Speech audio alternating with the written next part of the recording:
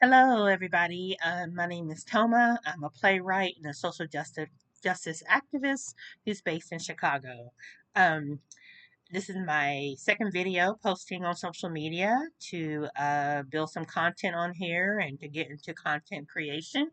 And today's going to be maybe a little bit all over the place. I guess I'm just doing kind of a public brain dumping, I guess. So the first thing I've been thinking about is that I am a playwright and I am a social justice activist, and it's interesting because when I tell people I'm a playwright, people will say, which is a logical question. I get it. You have anything coming up on stage or this and that? And the answer at this moment is no. But that doesn't mean that I'm not a playwright. I'm still a playwright. I've written many a plays, and in fact, I'm in the process of building like a directory and counting how many short plays I've written, and then how many full length plays I've written. And I guess since I'm on here to toot my horn a little bit, around the pandemic time, actually, I can tell you when it was. It was around election 2020. I actually had my short play, a 2-minute play, published in a book that's housed at the Field Museum. The play is called "Defending the Dave Matthews Band." It was a collection. The book is a collection of like several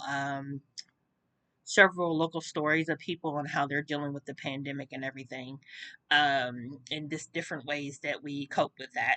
So I was very happy to be part of that project. And then since Field Museum is like doing like this, I guess not exhibit, but like I guess archive of like um, stories from um, COVID-19 during 2020.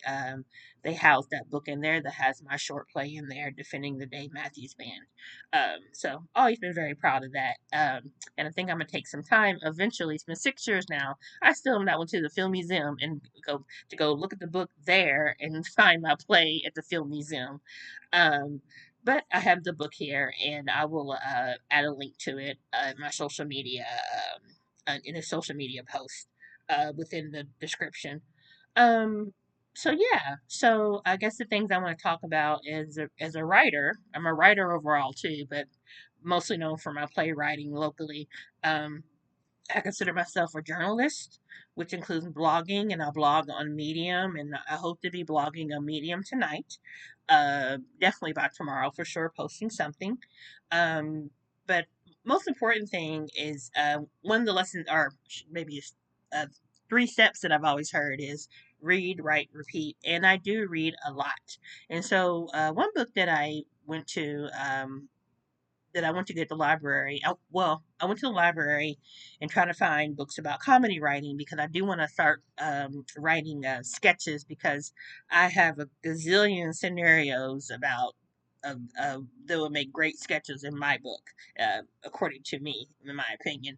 So one of the books that I picked up from the library is Comedy Writing, and the Complete Idiot's Guide to Comedy Writing. I'm looking at the time because I am determined to do this video in less than 5 minutes.